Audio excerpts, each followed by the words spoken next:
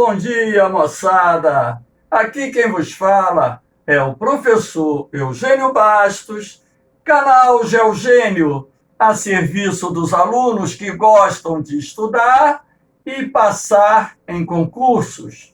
Moçada, se inscrevam no canal, dê aquele like, compartilhe o vídeo e ajude o professor Eugênio Bastos a democratizar o ensino da geografia. Moçada, no nosso encontro de hoje, iremos dar continuidade à nossa aula sobre a industrialização mundial. No nosso último encontro, falamos dos modelos de industrialização, dos fatores locacionais, da primeira, da segunda revoluções industriais. Falei também do Taylorismo e hoje iniciarei a aula falando do Fordismo, que é um outro modelo organizacional de produção industrial desenvolvido durante a segunda Revolução Industrial. O Fordismo surgiu no início do século XX, quando então o patriarca das indústrias Ford, Henry Ford, desenvolveu um modelo organizacional de gerenciamento e produção industrial que ficou mundialmente conhecido como Fordismo. E nós temos aqui as principais características do modelo fordista de produção. Produção em massa exige consumo em massa. É o princípio lógico do capitalismo. Não adianta você produzir muito se o resultado não for absorvido pelo mercado consumidor. Ou seja, você tem que produzir e vender. Então, dentro da concepção fordista, era necessário reduzir a jornada de trabalho no interior das fábricas e elevar os salários dos operários para que estes tivessem tempo para fazer compras e tivessem um poder aquisitivo que pudesse absorver aquilo que a indústria estivesse produzindo. Então, esse princípio da produção em massa exige o consumo em massa é um dos principais princípios do modelo fordista de produção. Aqui você tem formação de grandes estoques. Não havia uma preocupação assim em formar grandes estoques. Era uma percepção até errada sob o ponto de vista do gerenciamento de produção e venda. Até mesmo porque, quando você estoca uma grande quantidade de produtos, de imediato você vai ter prejuízo, até mesmo porque produto estocado é capital imobilizado, ou seja, você gastou para produzir e se você não vender rapidamente aquilo que você produziu, logicamente que isso vai gerar prejuízos para a empresa. Esse foi um probleminha do modelo fordista de produção. Produção em série e padronizada, ou seja, não haviam modelos, ou seja, uma diversificação de modelos nos mais diferentes produtos que eram produzidos pela indústria. Então, se tinha uma geladeira, era um modelo padronizado de geladeira. Se tinha um carro, era um modelo padronizado de carro. A especialização do trabalhador, ou seja, os trabalhadores, assim como no Taylorismo, eram especializados e normalmente executavam uma única tarefa no interior das fábricas. promovendo aquele trabalho ultra repetitivo. Aqui você tinha a introdução da linha de montagem. Agora, o operário, dentro do sistema fordista de produção, ele ficava fixo. Através da incorporação da esteira rolante, o carro que estava sendo produzido na linha de montagem vinha até o operário, ou seja, cada operário era responsável pelo cumprimento de uma determinada função na linha de montagem. Isso, de certa forma, elevou a produtividade, ou seja, a indústria passa a produzir uma quantidade maior de carros, o que, consequentemente, irá se refletir no aumento da produtividade e do lucro da empresa. Aí você tem a legislação trabalhista rígida, o estado do bem-estar social, que foi desenvolvido nos Estados Unidos, sindicatos fortes, os trabalhadores começam a se organizar e estabelecem organizações sindicais fortes que passam a lutar por melhores condições de trabalho e melhores salários.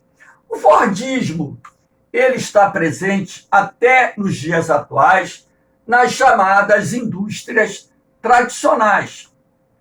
Esse modelo organizacional de produção industrial não desapareceu por completo, estando presente até os dias atuais. Gravem isso. Aqui nós temos a terceira revolução industrial, também chamada de revolução tecnológica e científica. A terceira revolução industrial tem início por volta da década de 1970, estando fortemente vinculada à crise do petróleo, iniciada no final de 1973. A crise do petróleo, de certa forma, incentivou os grandes grupos empresariais vinculados ao setor industrial a promoverem investimentos em novas tecnologias, sobretudo poupadoras de energia, desencadeando assim uma revolução industrial que acabou se espalhando por inúmeros segmentos da indústria. Quando você fala em revolução científica e tecnológica, logicamente que é preciso entender que os países que estiveram na vanguarda desse processo são os países que mais investem em ciência e tecnologia. Estados Unidos, Japão, Alemanha, França. Logicamente que, anos depois, outros países também ingressaram na revolução científica e tecnológica. A China, por exemplo, a Rússia e por aí vai. Aqui nós temos um conjunto de características que acompanham a revolução científica e tecnológica. Nós temos a formação dos tecnopolos. Tecnopolo é o nome que se dá a uma área, a um distrito, que reúne indústrias de alta tecnologia, laboratórios, centros de pesquisas, universidades, e que utilizam mão de obra com alto nível de qualificação.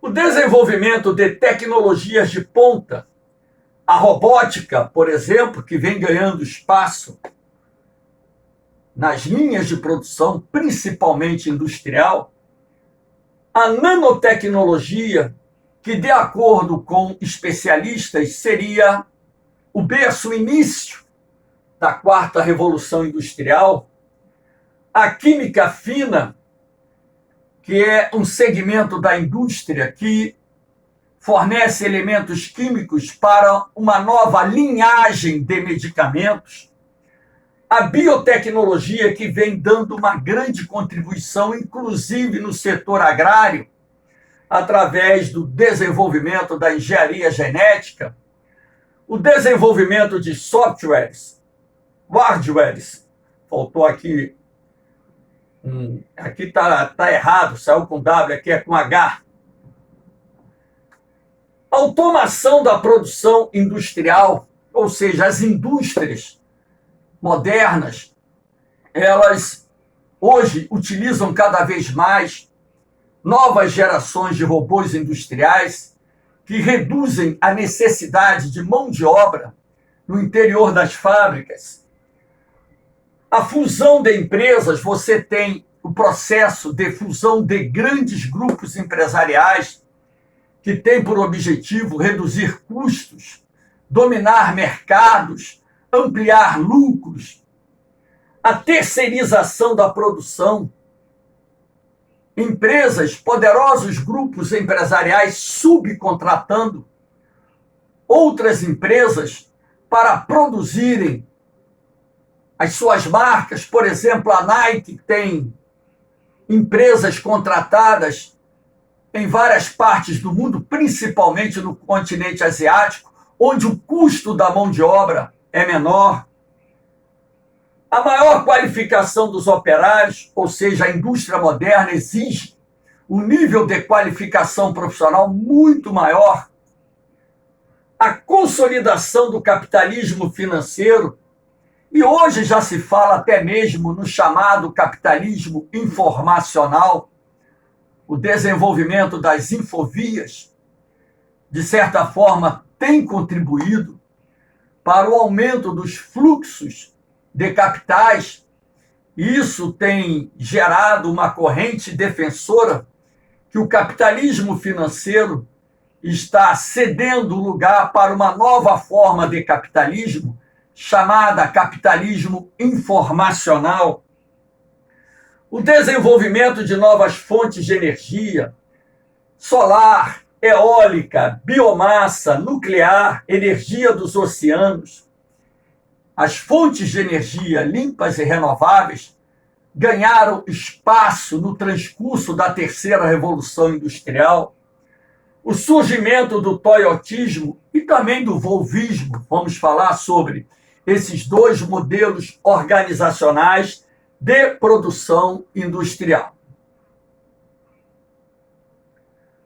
Aqui nós temos o toyotismo. O modelo toyotista surgiu lá no Japão no final do século XX. É um modelo organizacional de produção industrial sistêmico flexível, ao contrário dos modelos taylorista e fordista, que eram modelos rígidos de produção. Aqui eu coloquei algumas das mais importantes características do toyotismo, lembrando que esses modelos organizacionais de produção industrial têm caído com muita frequência em concursos de vestibular e também já tem aparecido em provas da SpaceX. Fiquem atentos. Aí você tem a incorporação do just-in-time, produzir em tempo certo a quantidade exata, ou seja, as indústrias que incorporaram o modelo toyotista de produção, hoje adaptam suas linhas de produção à demanda, para evitar o quê? A formação de grandes estoques. Então, na verdade, as empresas produzem aquilo que está sendo contratado e não produzem por produzir como era feito no passado. Dessa forma, evitam a formação de grandes estoques. Aí você tem a automação da produção industrial, a incorporação de novas gerações de máquinas e robôs industriais nas linhas de produção, reduzindo dessa forma a necessidade de mão de obra nas indústrias. Você tem a implantação da CCQ, Círculo de Controle de Qualidade. As CCQs, no modelo toyotista de produção, são responsáveis por todas as etapas de montagem de um carro, procurando desta forma obter eficiência, produtividade, para aumentar a lucratividade das empresas, até mesmo porque existem incentivos dados aos operários por produtividade. Nas CCQs é muito difícil os veículos saírem com problemas de fábrica, até mesmo porque as peças normalmente são testadas antes de serem colocadas nos veículos, razão pela qual se reduz muito a possibilidade de defeito de fábrica, ao contrário que acontecia com o Fordismo, por exemplo, quando então o defeito só era descoberto depois do carro pronto. Aí você tem operários com maior qualificação profissional, então aquele operário com nível de especialização baixo não é absorvido nas unidades que adotam o sistema toyotista de produção. Trabalhador flexível, pensa e executa. No Fordismo ele obedecia a ordens. No toyotismo ele discute soluções, discute meios para que se alcance maior produtividade, para que se resolva os eventuais problemas que porventura apareçam nas linhas de produção. O enfraquecimento dos sindicatos, que é uma característica contrária do fordista. No Fordismo você tem o fortalecimento da atividade sindical, no toyotismo o enfraquecimento. A flexibilização da produção, aquilo que eu disse, é um modelo sistêmico flexível. A desconcentração espacial da produção, ao contrário do que acontecia no modelo fordista, onde você tinha, por exemplo, a produção dos componentes de um carro quase totalmente feitas dentro da unidade, dentro da fábrica. Hoje você tem uma cadeia de fornecedores espalhadas pelo mundo todo. Então, a indústria, ela só produz aqueles componentes considerados estratégicos na produção dos veículos. Os demais componentes, acessórios, são adquiridos de uma cadeia internacional de fornecedores, levando em consideração a qualidade e o custo dos produtos. Menor probabilidade de defeitos dos produtos, aquilo que eu falei ainda há pouco, uso de pesquisas de mercado para acompanhar as tendências do mercado consumidor, as exigências do mercado consumidor. Aqui nós temos um outro modelo chamado volvismo, que surgiu na Suécia, na indústria da Volvo. O volvismo tem algumas até características parecidas com as características do toyotismo, algumas. Vamos ver.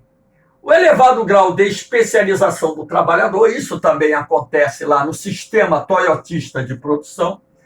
A flexibilização funcional, o elevado grau de automação e informatização. Quando você fala flexibilização funcional, isso quer dizer que também existe a coparticipação dos operários em decisões de grande interesse nas linhas de produção. Ambiente de treinamento intensivo dos operários, isso acontece no toyotismo. Os operários são treinados durante meses, assim como no volvismo, para que, quando forem empregados nas linhas de produção, possam obter a maior eficiência possível. Ambiente de trabalho agradável também acontece no sistema toyotista. Aquelas fábricas mal iluminadas do início do século XX, do sistema fordista, mal ventiladas, com aquele ambiente escuro, pesado, são substituídas por indústrias que têm visão panorâmica, são bem ventiladas, são bem ornamentadas, podemos assim até dizer. Em vez de paredes de concreto, numa área você tem vidraças, tendo à frente jardins floridos, para aliviar o máximo, aquela visão de um ambiente de trabalho, tornando-o mais agradável, de forma a deixar os operários mais relaxados nas linhas de produção. Isso, consequentemente, aumenta a eficiência das empresas. A flexibilidade no processo produtivo, assim como no toyotismo, o volvismo é um sistema flexível de produção. Redução dos custos, produtos de melhor qualidade, dificilmente também esses produtos saem com defeito das linhas de produção, das fábricas. Organização do trabalho em grupo, assim como no toyotismo. No toyotismo, a CCQ, o Círculo de Controle de Qualidade, é um grupo de trabalho. E o volvismo também incorpora esse princípio de forma a obter uma maior eficiência nas suas fábricas. O toyotismo e o volvismo são, portanto, dois modelos organizacionais de produção industrial que acompanham a chamada terceira revolução industrial ou revolução científica e tecnológica. Aqui nós temos os tecnopolos. Como eu disse a vocês, tecnopolo é o nome que se dá a uma área que reúne laboratórios, centros de pesquisas, universidades e indústrias de alta tecnologia. E os tecnopolos se desenvolvem a partir de investimentos muito altos em ciência e tecnologia, em áreas consideradas de grande interesse para o desenvolvimento dos países. A formação dos tecnopolos, portanto, depende de uma política de desenvolvimento adotada não só pelos governos, assim como pelos grupos empresariais. A iniciativa que se adota nesses grupos empresariais de forma a adquirir a vanguarda no desenvolvimento da ciência e tecnologia para se manter no mercado obtendo grandes lucros. O tecnopolo mais famoso do mundo é o Vale do Silício, localizado na Califórnia. Aqui nós temos a representação do Vale do Silício, que já caiu inúmeras vezes em concurso. Temos aqui Tsukuba, no Japão, que também é um famoso tecnopolo. Bangalore, que é o conhecido Vale do Silício da Índia. Paris, Achesuti. Cambridge, na Inglaterra, Munique, na Alemanha, Xangai, na China, são exemplos de outros tecnopolos existentes no mundo. Os países que mais investem em ciência e tecnologia são os países mais desenvolvidos. Países em desenvolvimento, como o Brasil, promovem poucos investimentos nessas áreas. Aqui nós temos a expansão das empresas multinacionais no mundo. A internacionalização da produção industrial cresce de maneira acelerada a partir da segunda metade do século XX e, sobretudo, a partir da terceira revolução industrial, motivada pelo desenvolvimento dos meios técnicos, científicos e informacionais. Agora, por que as empresas multinacionais começaram a investir em países, por exemplo, de menor desenvolvimento? Os chamados países subdesenvolvidos. Isso se deve às vantagens comparativas que esses países oferecem. A mão de obra mais barata, a concessão de incentivos fiscais, que corresponde à isenção parcial ou total de determinados impostos durante um determinado período, a facilidade para a remessa de lucros ao exterior. Então, essas empresas precisam ter legislações nos países onde vão atuar que facilitem a remessa de lucros, senão elas não vêm. Legislações ambientais e trabalhistas mais flexíveis, matéria-prima abundante. São algumas das mais importantes vantagens comparativas oferecidas por determinados países em desenvolvimento que foram de vital importância para atrair investimentos industriais. E aqui nós temos o condomínio industrial, que é uma tendência até relativamente recente, que começou a se desenvolver nas últimas décadas em várias partes do mundo. Quando você fala em condomínio industrial, você irá pensar diretamente num conjunto de indústrias que estão interligadas, ou seja, indústrias interdependentes. Então, quais são as vantagens? Ora, a cadeia produtiva interligada. Se você tem uma montadora de automóveis, você precisa ter ali do lado, por exemplo, não necessariamente, as indústrias que fornecem os acessórios, as autopeças e por aí vai. A garantia de entrega, em função da proximidade, não há obstáculo nenhum de logística de transporte para levar a encomenda até a indústria contratante, assistência, a redução dos custos, porque se você produz próximo de onde você irá vender, logicamente que você vai comprar esses componentes, esses acessórios por um preço mais competitivo. Maior flexibilidade na expansão da operação e por aí vai. Então, moçada, espero que tenham gostado da aula. Dê aquele like, se inscrevam no canal, compartilhe o vídeo e ajudem o professor Eugênio Bastos a democratizar o ensino da geografia. Um beijão no coração de vocês. Um forte abraço. Fiquem com Deus. Eu vou, mas eu volto, hein? Fui!